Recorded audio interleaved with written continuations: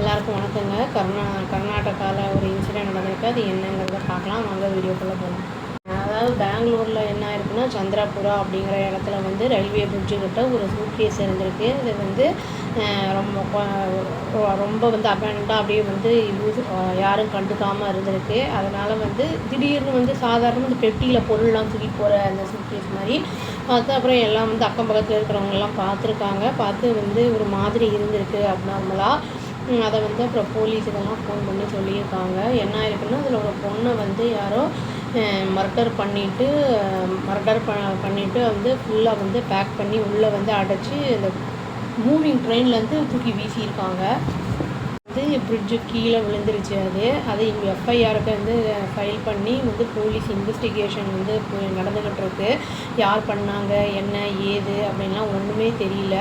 இதெல்லாம் வந்து CCTV footage வச்சு தான் வந்து கண்டுபிடிப்பாங்க. அதாவது வந்து யாரெல்லாம் ஏறினாங்க, அப்புறம் வந்து எந்த இடத்துல வந்து அந்த பெட்டி இருந்த அந்த இடத்துல வந்து தூக்கி போட்ட நேரத்தில் யார் அங்கே இருந்தாங்க, அதெல்லாம் வந்து கேட்பாங்க.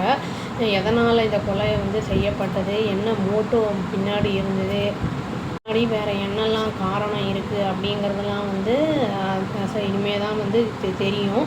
இதுக்கு வந்து ஃபாரன்சிக் இதுக்கு வந்து அனுப்பியிருக்காங்க. இந்த போஸ்ட்மார்ட்டமுக்கெல்லாம் இது வந்து எந்த ரீசன்னால் வந்து இது கரெக்டாக கொல்லப்பட்டிருக்காங்க, அதாவது அடித்து கொல்லியிருக்காங்களா, இல்லாட்டி எந்த மாதிரி கொண்டு கழுத்து நெரிச்சிருக்காங்களா, என்ன ஏது அப்படிங்கிறத அந்த வந்து 18 வயசு பொண்ணு அப்படிங்கிறத மட்டும் வந்து அது கண்டுபிடிச்சிருக்காங்க.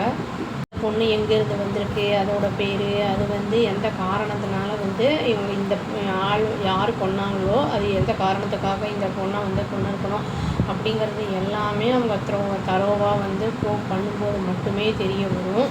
இது வந்து கொஞ்சம் ஏதாவது வந்து க்ளூ கிடச்சாதான் இது வந்து ஈஸியாக கண்டுபிடிக்க முடியும் அப்படிங்கிற மாதிரி தான் நியூஸில் போட்டிருந்தாங்க.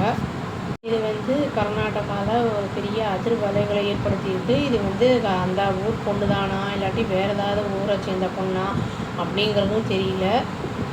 இது வந்து வெனஸ்டே அன்றைக்கி 11:30க்கு இந்த இன்சிடெண்ட் நடந்திருக்கு. அந்த பொண்ணு வந்து பிங்க் கலர் குர்த்தியும் அப்புறம் வந்து பிளாக் கலர் பேண்ட்டும் வந்து போட்டிருந்துச்சு.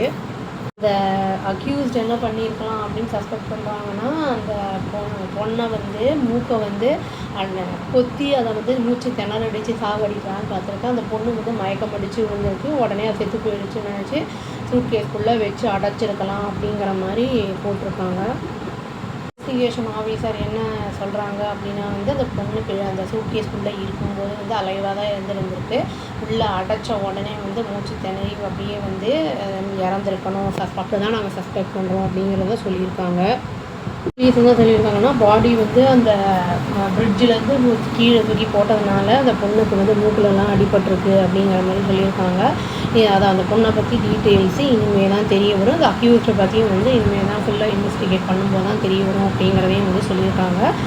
வெயிட் பண்ணி பார்க்கலாங்க. அவ்வளோதான். Thank you. Please do like, share and subscribe our channel and click the all option and tap the bell icon. Thank you.